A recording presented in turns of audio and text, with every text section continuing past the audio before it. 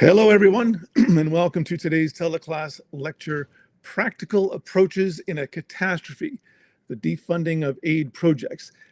Now, this is a topic that's very close to our hearts here at Weber Training. We have many thousands of members in low and middle income countries, and many of them rely on one or more aid initiatives for their livelihood. In fact, some rely on that aid for their very life. And the recent decisions by American administration to defund these projects is indeed nothing short of catastrophic, as the title of today's lecture confirms. Professor Francois Venter is exceptionally well placed to address this topic. For more than 2 decades, he has been an advisor to bodies such as the South African government, UN AIDS, and the World Health Organization. He's contributed to international, regional, national HIV guidelines. He supervises a large number of master's and PhD projects. Professor Venter is the executive director of the Zinsha at the University of the Witwatersrand in Johannesburg. Now, Zinsha, and forgive me if I'm getting that wrong, has the ambitious mandate, if you look at their website, to solve healthcare challenges throughout Africa and around the globe. That's ambitious indeed. It is a really remarkable organization, however, and I hope you do take some time to look at their website. But today, to speak about the impact of the funding of aid projects, of defunding of aid projects, I cede to Professor Francois Venter. Francois, it's all yours. Thanks, everybody. And Paul, just stop me if the sound is a problem at any point. We had a couple of technical disasters just leading up to this. And thanks for the invitation. It's just lovely to talk to different audiences. And so in terms of my background, I'm a specialist doctor who got dragged kicking and screaming into the AIDS epidemic that was raging in South Africa in sort of the late 90s, when there was no treatment, and there was just this terrible wave of death that was and disease that was hitting the country. And it's been a bit of a journey for me. I was a rural bumpkin that was sort of dropped off at medical school and had to deal with the complexities of South African society, and kind of went into public health. For a while, I ran the largest PEPFAR program in the world, and since then, I've been working in research and more recently in public sector programs. And we can talk about that. But I think the reason I thought this would be an interesting talk for you is just to talk about the defunding of these AIDS programs and TB programs and the consequences of them, and perhaps how to think about what we're going to need to do afterwards, because I don't see certainly the funding coming back in its previous forms, and maybe talk about the consequences, because it's quite complicated. And I think the whole international global health field is complicated. So I'd also just love to hear your thoughts as well. So I've got way too many slides as usual, and I talk too fast. There are a lot of graphs and things, and you're welcome to email me, welcome to the slides. For your own thoughts, I'd really love to hear your thoughts. So these are my disclosures. We have a lot of donor funding that funds the work that we do. So it's been incredibly personal, but my unit took a decision not to take American direct government funding about 8 years ago. But I work with a lot of very good people who work there, and it's been, as I know, really good people have lost their jobs, and it's been really a terrible thing that a lot of South Africans have been implicated in the removal of the funding, and it's difficult not to think that some of this has been very personal when people like Elon Musk, who are South African, have been there, and it's the impact of Trump's becoming president on all these institutions. I'm sure many of you have felt this, and people have felt this, in terms of not just the withdrawal of AIDS funding, but just of funding in research and public health programs across America has been severe. Now, if you look at this graph, you can see what happened with HIV. Now, about just to give you an idea, AIDS was the commonest cause of death in most of sub-Saharan Africa, including in South Africa and in many of these countries that you can see there. And you can see this kind of terrible graph and what happened as I was, entering the world as a young doctor and a junior specialist. And you can also see the kind of trajectory as the antiretroviral programs were introduced and the huge impact of successful treatment. And the PEPFAR program was an integral part of that, which was a large, the kind of push of antiretroviral therapy and successful a case finding and treatment on the impact there. And it wasn't just that; it was also the fact that part of the epidemic was burning itself out, but treatment obviously was a huge component of that. And you can see what a successful public health program it was in turning around this huge mortality in all these countries. But then early last year, Trump became president and cut PEPFAR along a whole range of other programs. And it was catastrophic for my world. While we weren't doing PEPFAR work anymore, I was still advising a whole range of programs and helping particularly on LGBTI and trans programs, and still advising on some of the allied PEPFAR programs. And I think people need to understand that even though COVID was such a catastrophe for much of the world, in many ways these cuts would probably certainly for Africa, but even beyond Africa, are probably the biggest public health assaults that we're likely to see in our lifetime. And I don't think that's been digested fully.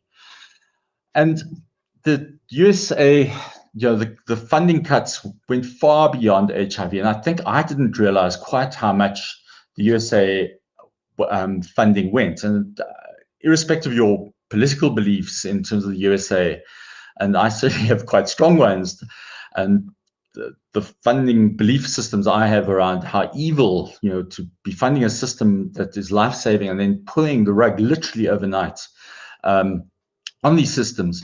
But how integral the funding was, that health systems in these countries such as Lesotho, Zimbabwe, Malawi, there were several other countries as well, with the entire health system, not just the HIV and TB system, but the entire health system was almost entirely funded by the American government. In a country like Lesotho, which is, many of you may not know the geography, but entirely a landlocked country surrounded entirely by South Africa, the health system just stopped. The economy crashed as well because many of the infrastructure projects there were funded by the Americans, and they actually declared the state of emergency briefly in Lesotho because of the collapse of their health system. In Zimbabwe, the health system also pretty much collapsed. In places like Botswana, the health system briefly collapsed. And for many other African countries, there have been these, it's been a severe, severe knock. But the other things which people don't appreciate is how much just internationally drug safety surveillance is dependent on American safety programs and things like, particularly vaccines. We've depended on the FDA, which is quite a cerebral, reflective agency until recently under Trump, and now that's rapidly been reversed. People like me and I'm an infectious diseases doctor, we've really relied on people like the CDC to give travel advice and vaccine advice, to people. When we go to places that we're not familiar with, we'll pop onto the CDC website and get the kind of advice that we depend upon. And that's now gone. In sub-Saharan Africa, pretty much 70% of all research budgets come from the NIH, and that's gone. That's been pretty much pulled. Some of that has trickled back, not to South Africa because of the bizarre fight that Trump seems to have with the South African government, but that's been pulled, and literally overnight. I think what people don't understand is almost all famine relief in the world, not just in Africa, but in the world, came through USAID, and I was shocked to hear this. So all those people who are being fed, who are given emergency relief, pretty much are now starving, thanks to the fact that USAID money was terminated, and that money was not replaced by the EU or by the Gulf states or all the people who were hypercritical of the Americans. And the same went for much of disaster relief. So when there was an earthquake in Afghanistan and Pakistan, those it was largely the funding and disaster relief came through organizations like USAID. And again, as I said, we can talk about why the political reasons why that funding went through there, but that hasn't been replaced by other people. And a whole range of areas like governance, climate change, monitoring, but things like earthquake and tsunami monitoring, much of that was funded by the Americans. And a lot of monitoring of air travel safety was done through these monitoring systems. And it's not that there weren't other monitoring systems, it's just that a lot of them were driven by the Americans. So just to go back to that, the world's not a safer place for what Trump has done, because there's not people with big pockets have walked in and replaced these systems. And as I said, I have strong political feelings about the USA and even, when the Democrats were in control, but it's not like there were other people funding these systems. These modeling papers on HIV and TB came out, and as you'd expect, when you pull the entire funding system to them, new HIV infections go up, death rates go up, and that's what we now are going to expect, is that we were making huge progress in HIV epidemic control, and HIV is the major risk factor for tuberculosis. That's all now going to go out of control. The problem we have, though, is all the monitoring systems on HIV, which was to detect new infections, are now gone because the PEPFAR programs were monitoring that as well. So we have no way of telling that we're currently losing that control. These countries don't have the systems for actually monitoring that. I chaired this at one of the major AIDS conferences about a year ago, immediately after the cuts in San Francisco. And these were all of government and program people from different African countries. I was the only South African there. But these were people from Kenya, from Zimbabwe, from Malawi, from Zambia, and a couple of other African countries who were talking about the impact just 2 months after the cuts. And it was absolutely devastating. Even honestly, they said within a week, there was just overnight stoppage. And when I say overnight, I'm not kidding. In South Africa, the programs were notified on a Monday afternoon. On Tuesday morning, this clinic is closed on Tuesday morning on all the clinics in South Africa. And they have still not been opened. And this is well over a year later. There's a complete information freeze. You weren't allowed to interact with any of the people at PEPFAR.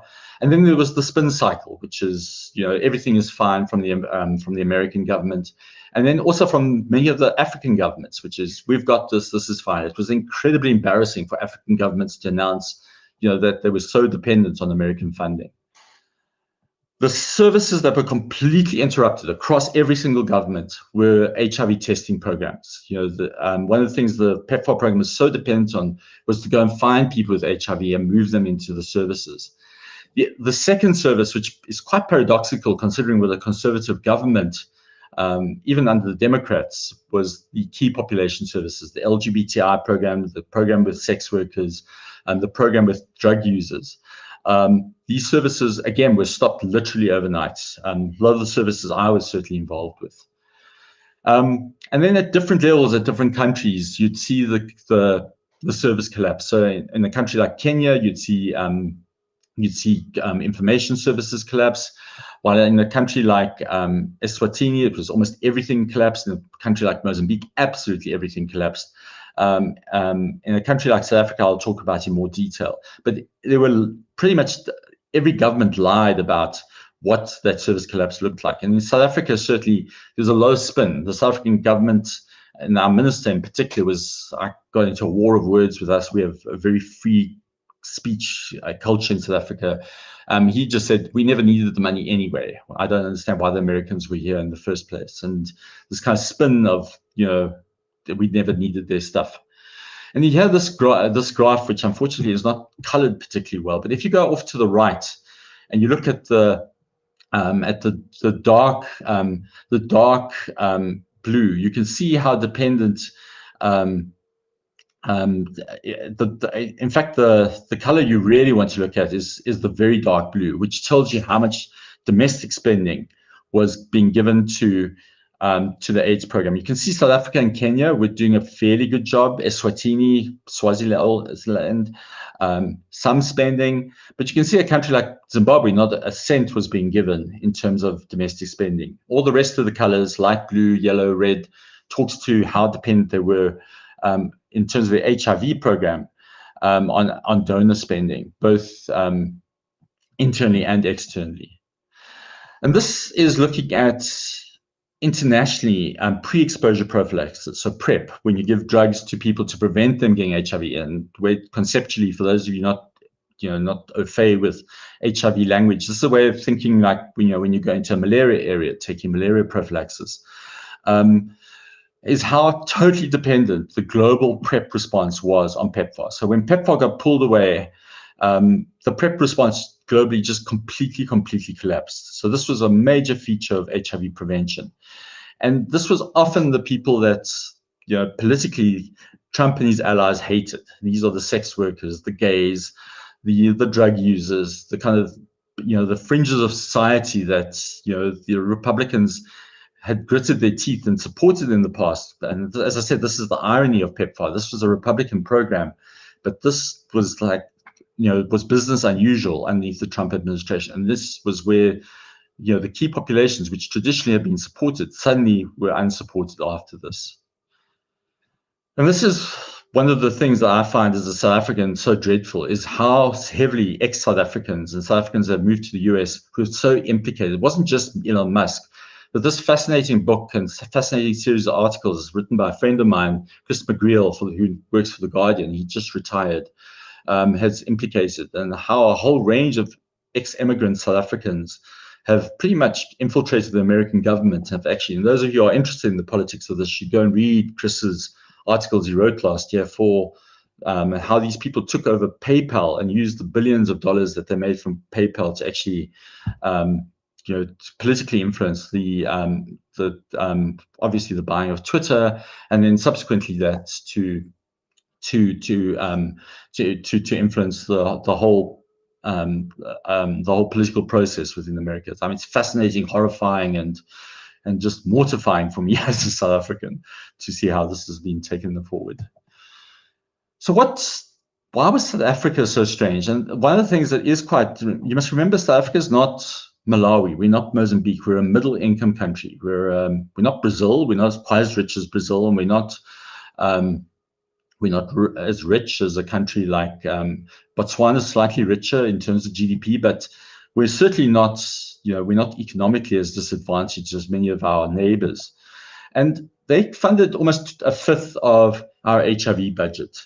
They didn't fund the drugs, they didn't fund the healthcare stuff, but they funded the smarts. They were the clever, they funded really strategic stuff within our program. And they brought what I often would refer to as the best of the worst of Americans, or the worst of the best. They would come in and they would say, we're not interested in excuses. We were going to go and find people with HIV. We're going to hit the targets, and we're going to go and we're going to focus in a super laser-like way on people to find people with HIV and move them into the systems of care and get them onto ARVs. PEPFAR would set very harsh targets in every single country, and they'd say, we know there's so many people with HIV, and we know we want to get 80%, 90% of them onto ARVs.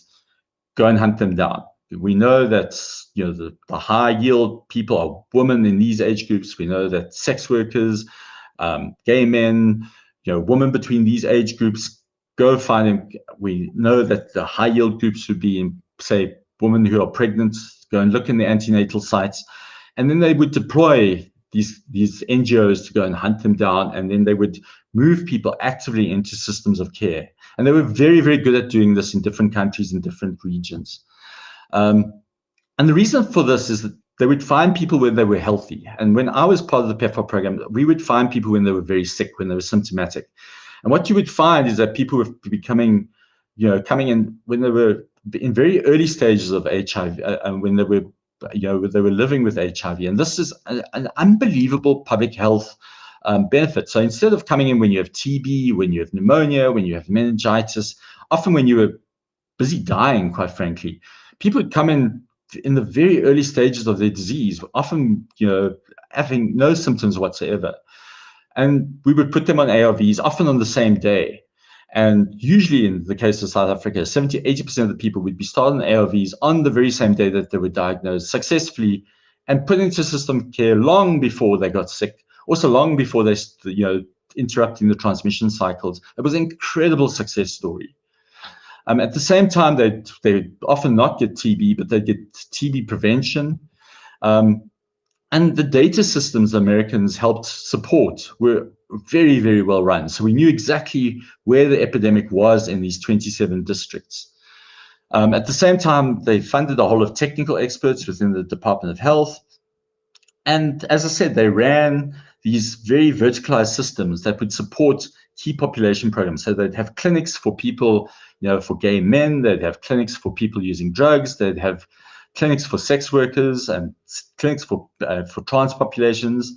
And they'd also support community monitoring. They'd have activist groups going into clinics in quite a positive way. They'd go into clinics and say, these nurses are unfriendly, this doctor is doing a good job. This trans clinic actually is, not as good as they're telling you they are. And they'd report back again and again and again. So it actually was a really pretty amazing program. But they only did HIV and they only did TB. They didn't do anything else. I'll come back to that in a moment. So when things disappeared, we saw different countries going through different. So you had complete collapse in Lesotho, you had laboratory collapse and information collapse in Kenya. In South Africa, you had these strategic interruptions that actually happened. Now, what happened in South Africa is the reason why our minister says nothing happened, we never needed the Americans in the first place, is the HIV case finding was the first thing that disappeared. And now we don't have people going into the community. We're waiting for people to come forward when they're symptomatic. So we're not sending counselors into the antenatal sites. We're not sending counselors into the community to test young women, to test sex workers. Those are gone. We also have no more sex worker clinics. And what that means with the collapse of these key populations is that people are coming when they're sick. And that means the CD4 count is going to drop and drop and drop. Like people are going to come in when they are much, much more unhealthy. And we're going to go back to pretty much 2005, 2006 when I was running the program. And that means a lot more hospitalizations, a lot more illness, a lot more TB. And because we don't have those early warning systems, those data systems have been dismantled as well, the Department of Health has no early warning systems that this is coming. And our minister is just in complete denial about the fact. The other thing that happened is that the amount of money that was coming into the South African economy, which is the equivalent of about $2.5 billion a year, is the equivalent of the loss of our steel industry last year and the loss of, and 2 or 3 times more of loss of jobs. Again, our government just doesn't seem to want to engage with the fact of the huge economic influence. The other thing that's happening is a massive impact on Zimbabwe, Lesotho, Eswatini, Mozambique. People have no access to economic benefits there. The collapse of the economies in those countries means people move to South Africa because we're a middle-income country. There's far more economic benefits here. They come in legally and illegally. South Africa's got a real xenophobic recent past. So, the kind of terrible, almost sort of tinderbox that is in South Africa at the moment with this huge mass of people coming in. A few of them may be wanting healthcare, although that's not the reason people are coming here. They want jobs, is just a tinderbox waiting to go off here. And these modeling papers just demonstrating, this is local modeling, just demonstrating the number of new infections that we're likely to see. When infections were going down, TB was going down, the mortality was going down. In fact, HIV was number 7, had gone from the primary cause of death down to number 7. And this was a paper we published in one of the biggest journals in the world in January, where we projected there is about 170,000 new HIV infections in South Africa every year, down from about 500,000. And we actually were modeling that with this new drug, this new wonderful new drug you might have heard about, lenacapavir. You give it every 6 months. It's pretty much a vaccine. It cuts transmission rates down to pretty much 0.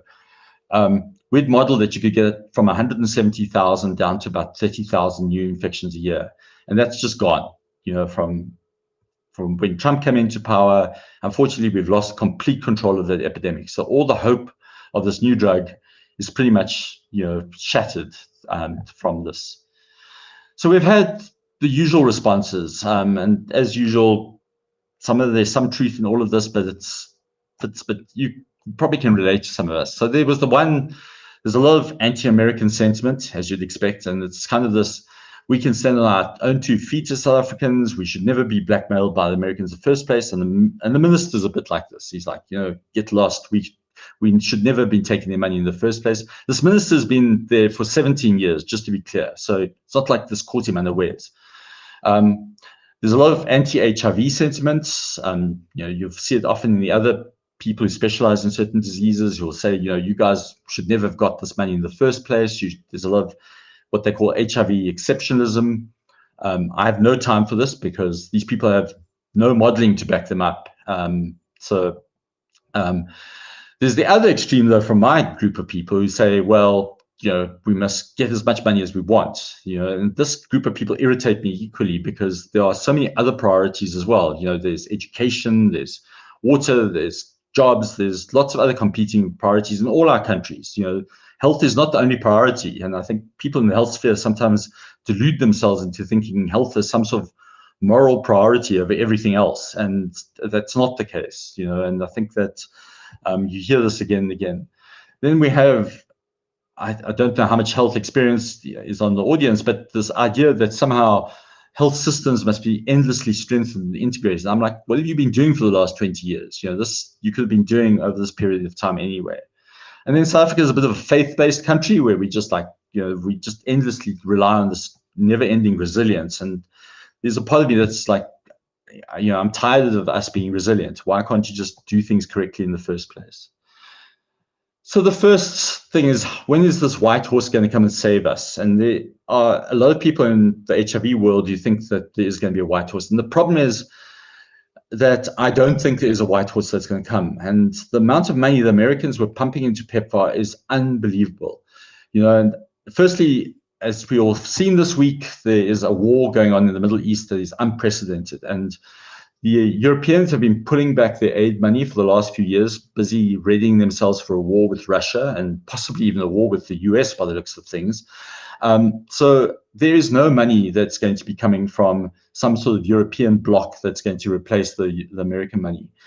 There's no way that the petronations were, even prior to this war, there's no history of them coming forward to come and fund this. And, and there's so many other countries that probably they would be throwing the money that they haven't been giving to.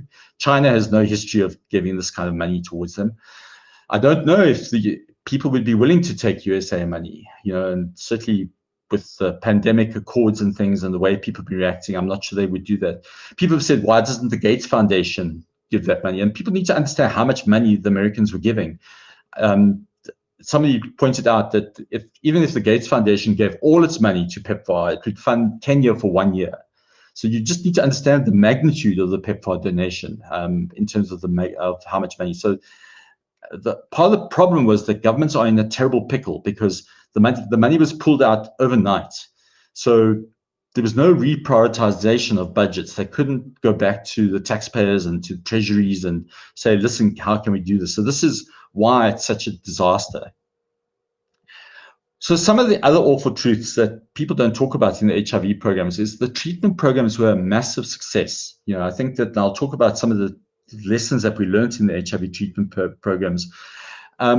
We simplified the programs. We got the treatments down to a single tablet a day that were very cheap, incredibly effective. And that took 20 years, but we started the drugs on the same day. We've got our algorithms right. Prevention never was a success. The incidence rate came down, but for reasons we never quite put our finger on. The pre-exposure prophylaxis programs were never a success, and I'll come back to that in a moment. So treatment was so when we talk about the HIV programs being a success, it's kind of glosses over the fact that the prevention programs never were. And we never really got into that. And it's not because people were stupid, it's because I think prevention actually was much harder to understand and much harder to do. And I'll come back to that in a moment. The other thing is that people do like their shiny new things, particularly in the HIV world. And at the moment, this drug lenacapavir is the shiny new thing. And actually, treatment is the most effective thing. And now that treatment has collapsed across these areas, we're seeing this leaping on lenacapavir as the thing that's going to save us. And I see this thing that worries me at the moment is we're pushing lenacapavir, including in my own country, everyone, including today, in fact, with our deputy president carrying on about, we're now trying to get lenacapavir out to everyone who needs it, and not paying attention to the fact that our treatment program, while it's not collapsed, it certainly needs a lot of injection of new program thinking. And with no delivery program available to put the lenacapavir into, as I said, the key population program has completely disappeared, and our PrEP numbers are so terrible. There's no thinking or planning behind how this lenacapavir is magically going to imagine itself into the program. The other thing that's very difficult to understand is this idea of integration. And people talk about integration in your own countries, across the world. This idea of integration means such different things to different people. People talk about integration as if it's a seamless thing that happens. And I've been part of these systematic reviews of integration. They do not actually happen outside this fantasy world of public health officials. People keep talking about, we're going to integrate programs into things. And when you talk to the Minister of Health, integration is you can access services in the province or in the sub-district. When you talk to a clinic manager, integration is you can get your hypertension treatment on a Tuesday, and you can get your diabetes treatments on a Wednesday. And when you talk to patients and to average members of the public, they think, I can get my hypertension treatment with the same healthcare provider as I can get my diabetes treatment. And sadly, that actually almost never happens, even in the richest countries in the world, that you can get more than one service on the same day from the same provider. And that means that systems are actually incredibly inefficient at delivering healthcare services. So I've worked very closely with HIV and hypertension. It's almost impossible to get your blood pressure measured by somebody who provides HIV services. It doesn't matter whether you're in London, in New York, or in Johannesburg, or in or in Delhi. It just doesn't seem to happen. And it seems so ridiculous that you can't get that done. So in summary, this is a very bleak lecture, but there is no money. It's very difficult to advocate for money because health is not the only priority in my country and much of Africa. But that does mean we have to start thinking differently. And it might be that this is the kind of shock that our systems need to do to start thinking differently, because I think that we have been thinking the same way, including in the PEPFAR program, for so many years. So picking ourselves off the floor, what can we do differently?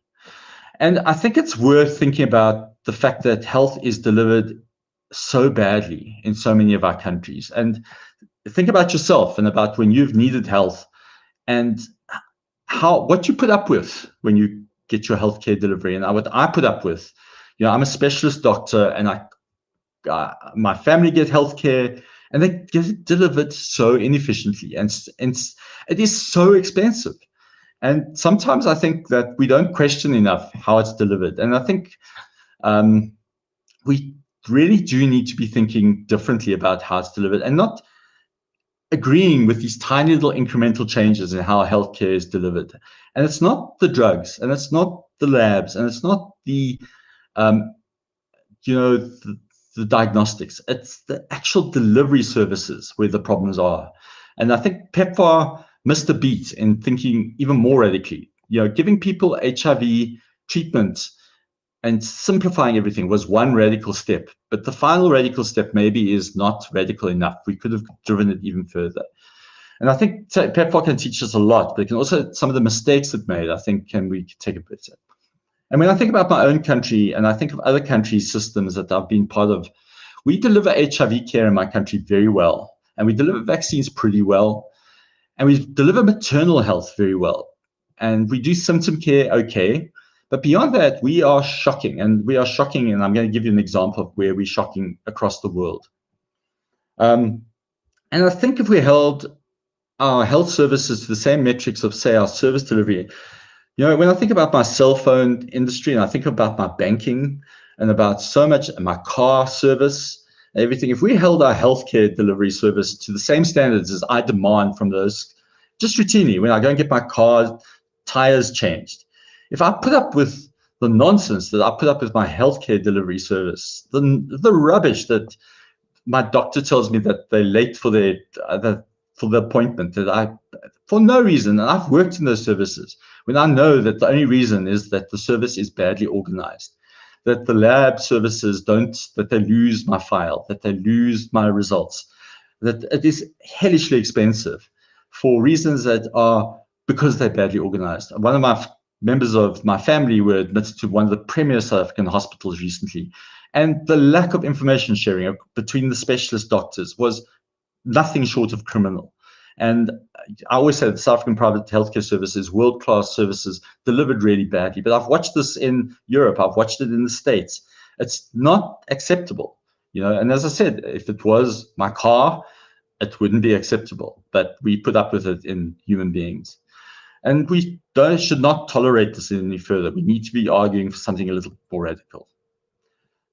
There's this Leonard Cohen song that's Democracy, which talks about America being the cradle of the best and of the worst. And I am fortunate to work with some of the best, I think. And this is Mark Seidner, who is a Harvard professor, infectious diseases doctor, and he works in some of the poorest areas of South Africa. And this rural study where he just showed that HIV care was being delivered at a world-class standard, better than many places of the US. But hypertension control was absolutely shocking. And this is something we see across the world. And in fact, he published the study where he took people where literacy rates are absolutely dreadful. And he showed that if you gave them a home blood pressure cuff and just gave them some basic support tools, that nurses improved the blood pressure control dramatically within these clinics, far better than any drug could. And he published this data in the major journal. I'll show you in just a moment. But this blood pressure control problem is across the world. It's in the richest parts and blood pressure for me is like such a evocative thing because it's so easy to do. Everybody knows that there's a blood pressure cuff in every health facility in the world, even in the poorest parts of the world. Every healthcare worker, every nurse, every doctor, every pharmacist, every physiotherapist knows how to take a blood pressure. The drugs are dirt cheap. There is an algorithm in every clinic. Everybody's trained. There is no excuse for not controlling your blood pressure. Yet, blood pressure control is shocking in every corner of the globe. Why can't we get it right? And the benefits of controlling your blood pressure are so overwhelming. It is the single biggest contributor to cardiovascular outcomes. And we've shown it again and again and again, and yet we just can't seem to get it right. And Mark managed to do it in the most rural area of South Africa, just giving people home blood pressure monitors, and dramatically improved outcomes. And I'm going to come to this in just a moment, what PEPFAR taught us. What PEPFAR taught us was that, and this photograph was taken in 2004 in a hospital in Durban, just near where Mark did this intervention. Obviously, Durban's a city, not the rural area he did it in. They were often criticized for not doing hypertension, for not doing contraception, for not doing vaccination, for not focusing on gender violence. But this is the very first PEPFAR ambassador. He said, we're only going to do HIV. We're not going to do all this other stuff because we're going to get ourselves distracted. There are so many things wrong in the healthcare system, but we're only going to do HIV. And this is what PEPFAR did. They grabbed people with HIV, they moved them into the system, and they kept them in the system, and they looked after them really well. They did not get themselves distracted. And we can be critical of that, but 22 years later, those people in hypertension and gender violence and contraception haven't fixed the system. HIV, they fixed. And there's something to be said about fixing a major problem and doing it properly. And I think there is a lesson there for all of us to learn. And as I said, the Americans brought something. I worked there, and it was a horrible place to work because the Americans beat us over the head and set targets. But it was probably one of the most cost-efficient systems I've ever worked in. And they got things done. And people are very critical of PEPFAR and the things I'm critical about PEPFAR, but efficiency was not the thing I would be.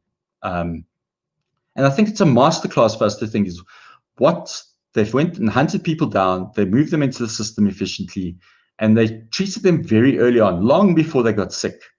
And there is something so important about that. The private sector in South Africa came to us after PEPFAR collapsed and said, we'll take this over. And I was like, you guys have no idea how to do this. nobody has ever done this in the history of public health medicine that I'm aware of, that is so efficiently moved people from a disease state, early on in the disease state, into a care system.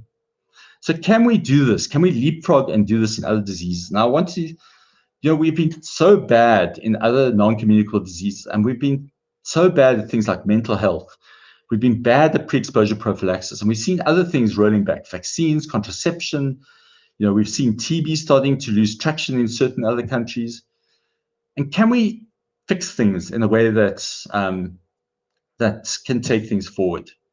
And I think about the banking sector in Africa. We just didn't have a banking sector. And actually, banking in Africa is streets ahead of places like Europe and America. I'm often struck at how bad the banking sector is when I go to the US. Even 25 years ago, we were able to bank in a much more sophisticated way simply because we didn't have the infrastructure that banks had. And can we maybe leapfrog ahead in Africa in how we provide healthcare systems? And I think about, can we do for diabetes and hypertension what we did in HIV? Why can't we find people with diabetes and hypertension in the same way? Like this laser-like focus. And diabetes is one of the biggest consumers of healthcare resources across the world. Hypertension follows it as well. Like when you look at dialysis levels, at the cardiovascular outcomes, if we could do this, what is stopping us from this kind of finding people and moving them into care in a more efficient way, in the same way that PEPFAR did? And the other thing that PEPFAR did was simplifying the HIV program. When I talk to my diabetes and hypertension colleagues, when I suggest simplifying the algorithms, you'd swear you're suggesting something that is complete heresy. Starting treatment on the same day, simplifying the ridiculous algorithms, these complicated treatment algorithms. This emphasis on endless lifestyle advice when we know that lifestyle is only part of the solution to actually treating them. It seems like I'm talking to my HIV colleagues from like 25 years ago.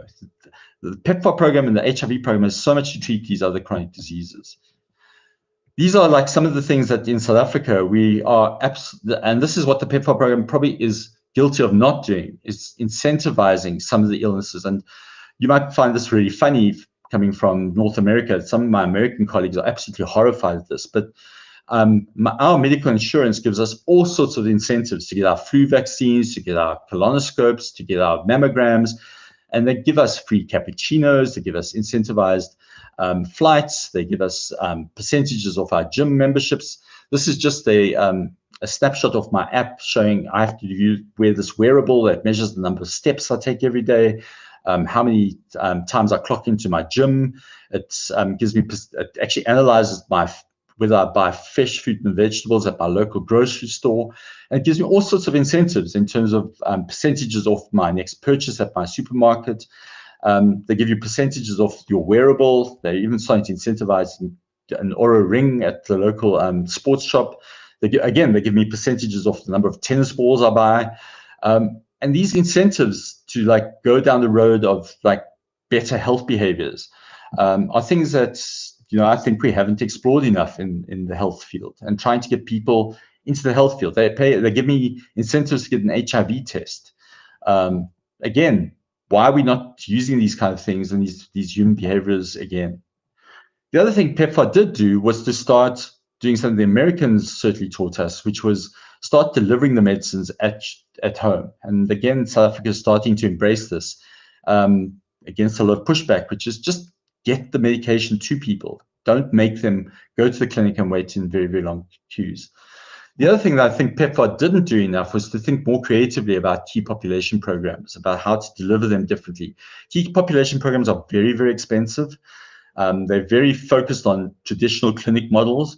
And I think, again, here we could have been thinking a lot more creatively about how to do this in a way that immunizes these population programs against very conservative governments. When they collapsed in places like Uganda, where there's the death penalty for being gay, governments were cheering this on, where we could have perhaps implemented a much more robust program that could have been a little bit less, would be more immune against having people doing this.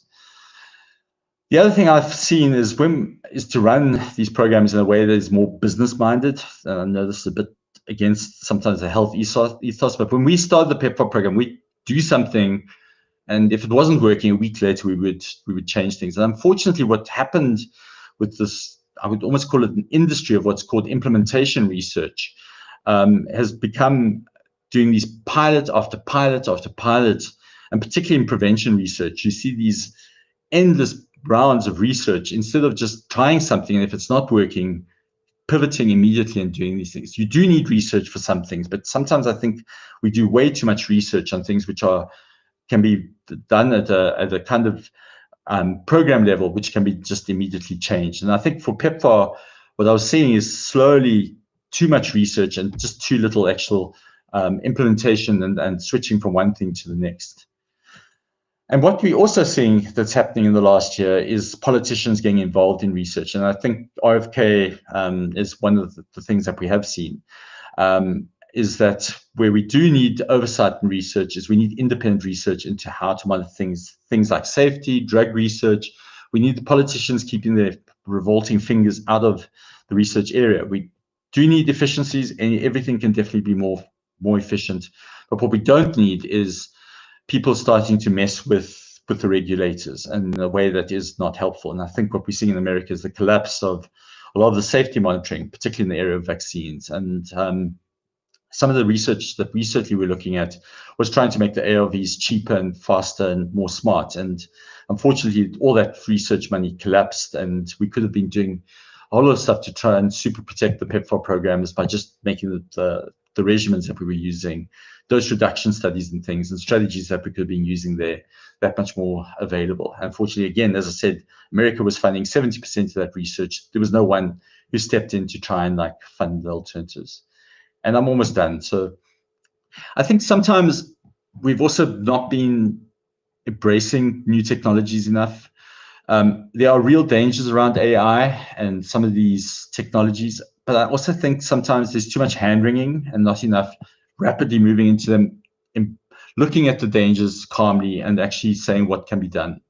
And a lot of the issues around privacy, around about chatbots and things like that, around referrals and around using wearables for screening can be negotiated and can be dealt with calm, security-minded experts. And I think that, again, for places which I've seen lots of people being concerned about mental health screening and about using chatbots to do screening and to do basic counseling or interventions with people. You need to understand when people talk about mental health as if there's any form of screening and referral. And I'm just like, you must come and, even in the richest corners of the globe, there is almost nothing available around mental health. Just being able to do the most basic screen and the most basic interventions would be a step ahead for mental health screening in my corner of the globe. And there are safety, having spoken to enough experts in the area, we can put these things in place in a way that could be able to do this in a way that is responsible. Simply throwing everything out simply because there have been these high profile safety issues, putting people in place who can do it and make sure that there are monitoring and safety algorithms in place is possible. But throwing it all out and saying, oh, we just can't do this, leaves us in a place which is not helpful at the moment, and just means we go back to and we do not able to use these new technologies in a way that's useful. And finally, there are good ways, and we've done a whole lot of work with private pharmacies in South Africa where we're able to get therapies out to people in a way that is absolutely amazing, in a way that I'm really heartened, where we've really been able to place diagnostics in the hands of people. We're able to let people diagnose HIV on themselves, hepatitis C, syphilis, STDs. Interesting, again, often using American models. And that's partly because America is so expensive that they've developed all sorts of mechanisms to try and cut the cost of healthcare.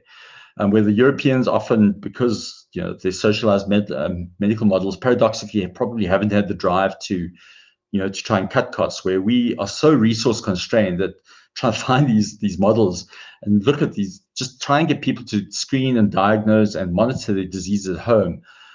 Some of those models, trying to learn those lessons has proved to be very, very helpful.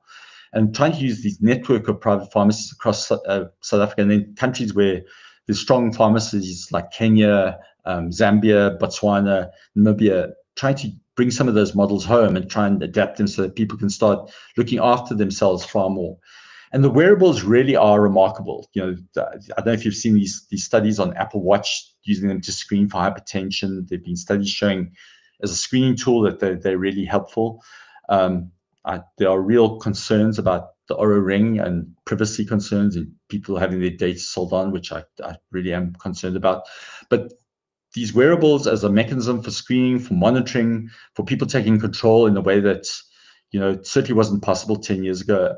Again, responsible, calm people being able to assess what the benefits of this are and the dangers, being able to start looking at this and starting to use them so people can take control of their health and not be responsible and not be reliant on the healthcare system that really hasn't developed things well.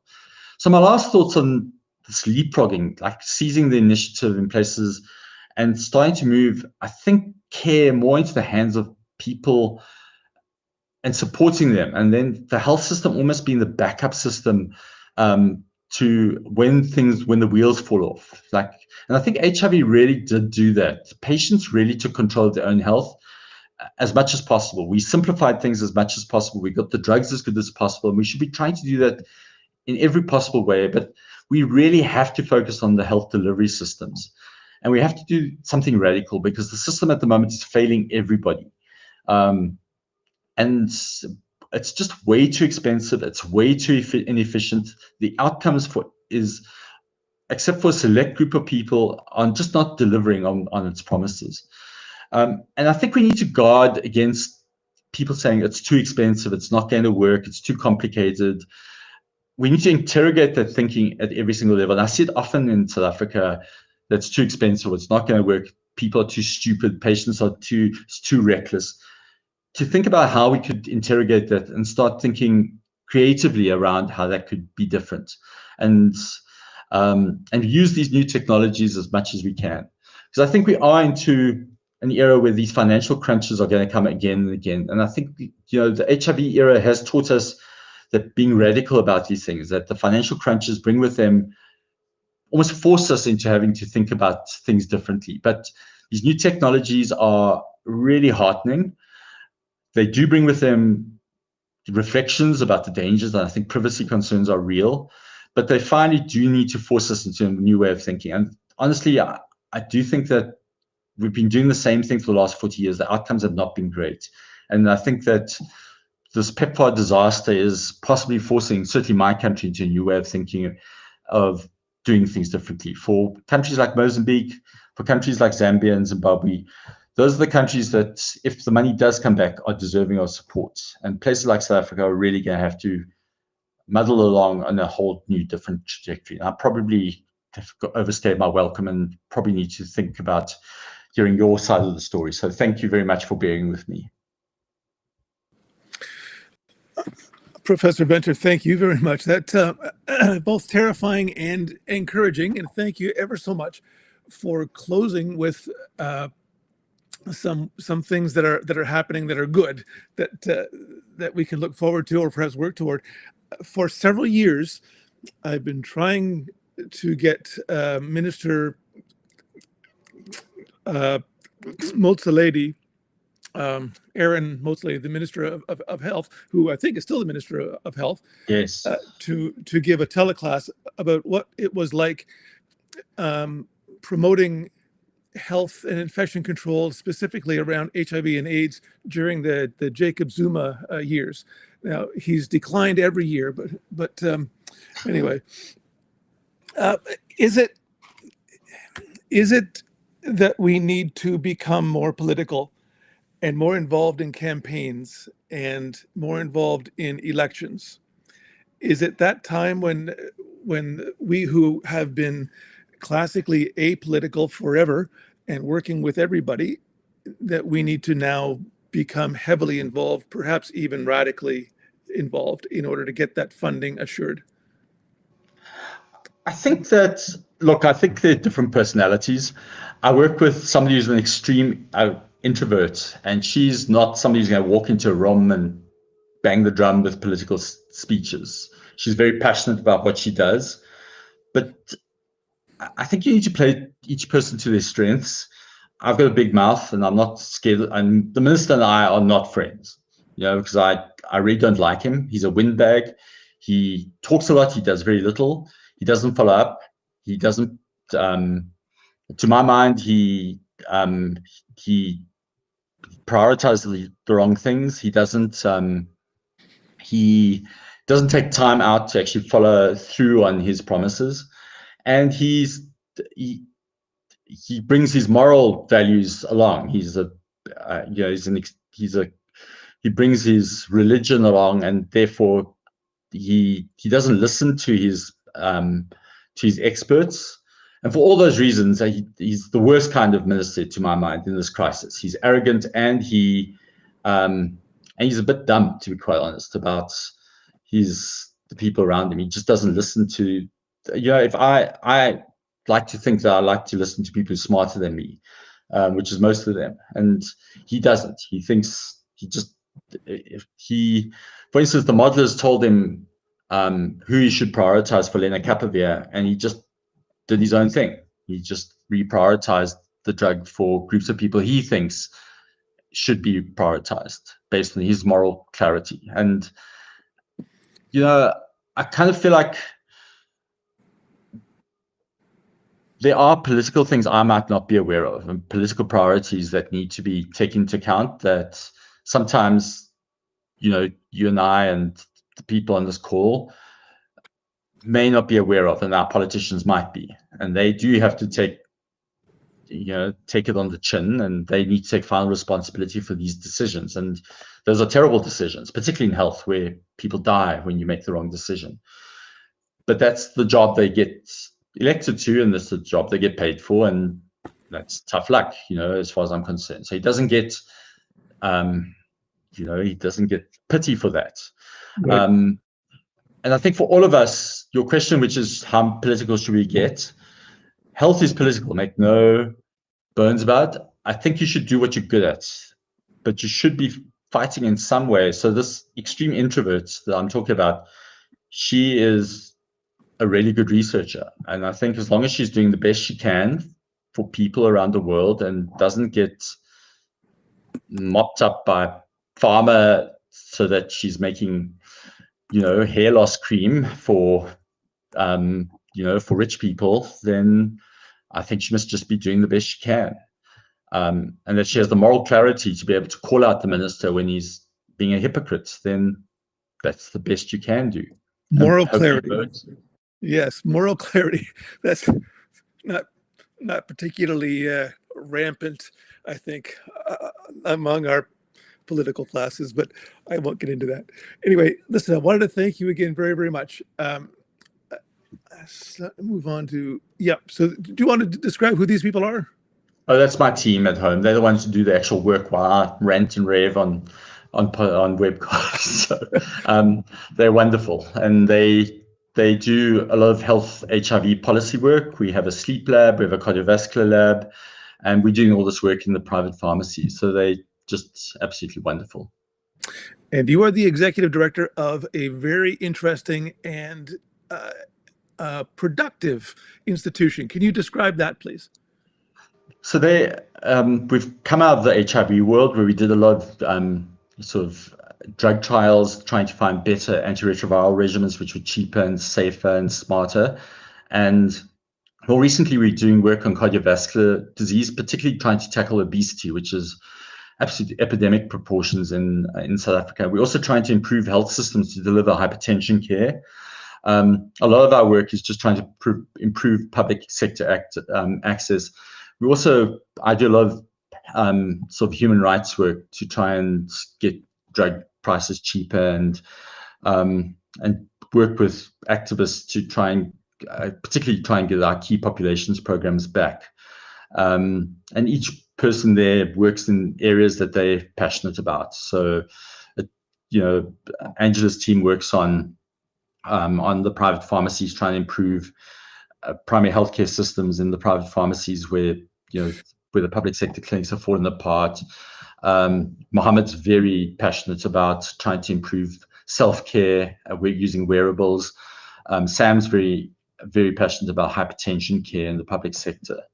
Samiso is just very passionate about, building Black scientists. So, we each have our areas and we work alongside each other and work alongside the university. We're all very strongly passionate about making government better at what they do. So, and we get a lot of leeway for that.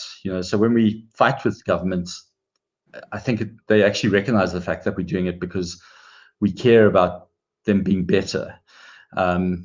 So I don't like the minister. I think he's shocking at his job, but we want the people he's the boss of to get better support from him, and that's the reason we go to war with him all the time. Well, I do. They tend not to. Well, thank you very much. I'm very grateful to you for your time today, and I'm going to just say, let me just move on here. There we go. We do have teleclasses coming up, of course. The next one is very interesting. It's a young lady whose husband was very ill with a deadly superbug, and she happened to be a researcher on phage, however you say it, therapy, and she did a lot of research to save him using that technology. And then our first infection control, International Federation of Infection Control teleclass for the year, antibiotic stewardship synergy with infection prevention and control to combat AMR, the dream team. And then a couple of very attractive people will be giving a talk on the 19th. Professor Venture will be back with his colleague talking specifically about HIV 2026, everything you wanted to know on prevention, transmission, treatment, and the future. Looking forward to that very much. And of course, our patron sponsors, thank you to Diversey, Virox, and Gamma for making this teleclass series financially possible. So Francois, stay with me for a minute, but to the rest of the audience, I will say goodbye to you. Thank you for joining us, and we'll look forward to having you with us again very soon.